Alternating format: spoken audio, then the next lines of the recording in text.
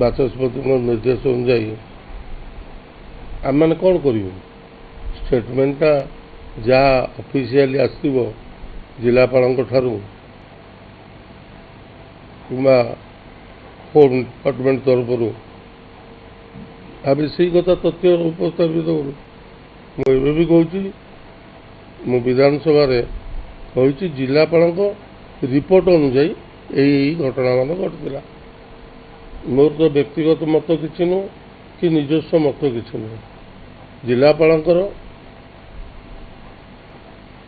ବିବୃତ୍ତି ଅନୁସାରେ, ଜିଲ୍ଲାପାଳଙ୍କର ଲିଖିତ ଅନୁସାରେ ଆମେ ତାକୁ ପ୍ରକାଶ କଲୁ। ତା ଭିତରେ ଆମେ ଅନେକ କଥା ଶୁଣୁଛୁ। କିଏ କହୁଛି ମିଛୁଆ ମନ୍ତ୍ରୀ, କିଏ କହୁଛି ମନ୍ତ୍ରୀ ହାସ୍ୟାସ୍ପଦ କଥା କହୁଛନ୍ତି, କିନ୍ତୁ ଇଏ ରିପୋର୍ଟ ତଥ୍ୟଭିତ୍ତିକ ଏବଂ ଜିଲ୍ଲାପାଳଙ୍କ ତଥ୍ୟ ଅନୁସାରେ ମୁଁ ବିଧାନସଭାରେ ଏକଥା ଉପସ୍ଥାପିତ କରୁଛି।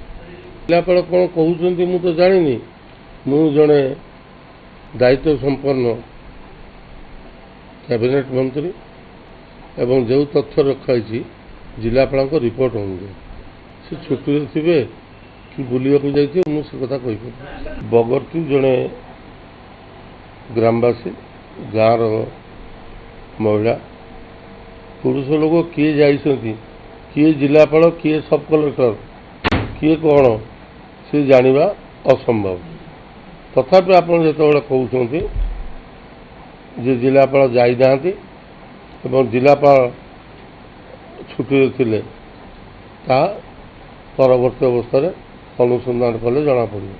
ସରକାର କୌଣସି ବ୍ୟକ୍ତିର ଦୁଃଖଦ ଘଟଣାରେ ଖୁସି ନୁହନ୍ତି ଏବଂ ଏଭଳି ଘଟଣାର ପୁନରନୁସନ୍ଧାନ ପାଇଁ ବିବିଧ ପଦକ୍ଷେପ ନେବା।